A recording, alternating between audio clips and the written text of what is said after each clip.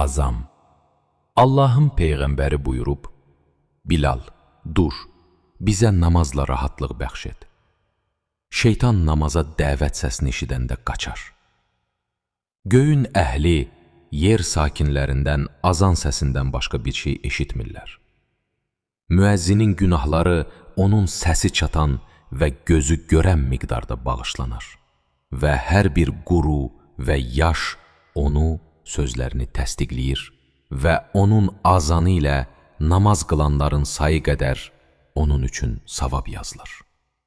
Ey Əli, dünyaya oğlun və ya qızın gələn zaman onun sağ qulağına azan, sol qulağına iqamə oxu.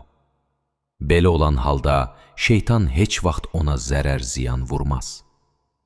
İmam Əli əleyhissalam buyurub, azanı gərək sizin ən fəsahətliniz desin və peşnamazlığı, dini məsələləri ən yaxşı biləniniz etsin.